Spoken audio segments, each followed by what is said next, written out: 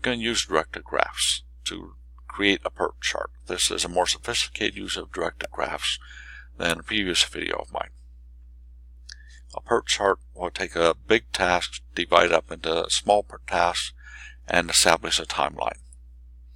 So here's the task that I have in front of me. I'm going to plan a fundraiser.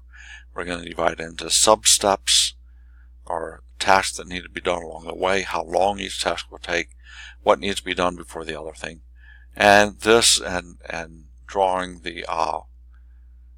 directed graph. This is important. If you notice that you're looking at C and you're saying before C needs to be done, both A and B needs to be done. But you know what? I've already got A listed before B. I don't need to list A happens before C. That's all. As long as I say B happens before C, everything's fine. Everything's set up. Okay, and I'll have an example of that. So I've labeled my steps just for ease over here on the right. And I said these are my steps that need to be done. This is how much time each will take.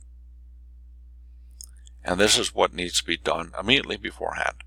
Now, what I was saying about that A before B before C business, before you advertise for it, you certainly need to have entertainers hired. But I don't list that, right? I'm not listing D as before H, but that's because when I'm planning the timeline, which entertainer appears the first day in the morning, which entertainer is the very last one to appear. When I'm going through a timeline, I've already thought about what entertainers I have. So I've got D before G.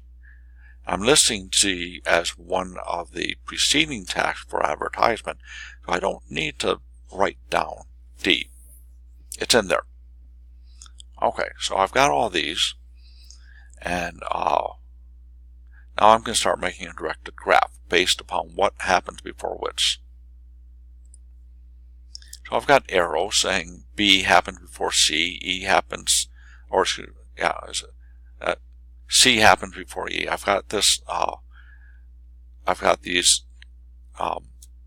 arrows showing me that. I've also attached numbers to each task, so the numbers are on the vertices, they're not on the edges, unlike the traveling salesman problem where the numbers are on the edges. These are on the vertices. And what I want to do is I want the longest possible path to go from beginning to end. So I'm kind of looking, before I happens, before the very end, H has to happen. But then there's multiple paths to get to H, right? So I can go this way to get to H. I can go across the top down here to get to H. I can go across here and down to get back to H. Now this section is 11 long, and this section is 12 days long, so this one wins by a little bit. And then also the 7 and the 14 that has to happen before E. That definitely makes this the longest path. So B to C to E to F to H to I is the longest path there is. Okay. Now, bringing back my little chart, I'm going to start. Now I'm going to do the beginning days. So I'm going to begin just on my longest path. I'm going to do the beginning days. So I'm going to begin contacting my possible backers on day 1. After I've established contact with all of them, I'm going to sit them down and try talking them into donating some money toward our worthy cause. And so that's going to take perhaps 14 more days. So we're now on day 22. We was starting on 7 days long to contact them. So that takes us to day 8. 14 more days to talk them into donating money. That's going to be 22. And now task E, which is I need to hire a place to meet. That I figure will take me 5 days. So 22 plus 5 is 27, and so on. So I fill out the starting dates. Not in the previous directed graph, it was the how long each would take. Now it is the starting dates. And after I get this, I fill in the rest of those. Now, this A has to be done before D. Considering A will take 3 days, I've actually got lots of leeway. I could start A as late as day 19 and have it finished before 22. Okay, so this is kind of arbitrary. A could start anywhere between 1 and 19, just as long as it finishes before the thing I already had listed. Oh, I'm sorry. Actually, going backwards. Here's H 34, and this path takes one less day than this path. So I could actually start this at 23 and this at 30, and that would work. Or I could do as I said.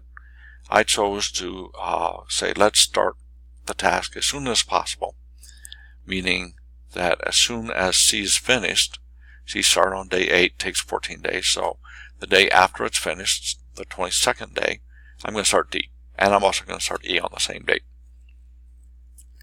I could have, if need to, I could wait one more day. D could start on 23 if I really think I need the break there. But okay. And A has lots and lots of wiggle room. It just has to happen, it has to end before D starts. But here's one possible timeline. And then the only other thing is to fill out the Pert chart, which is here.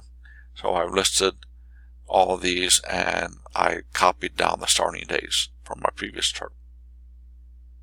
Okay, that's it.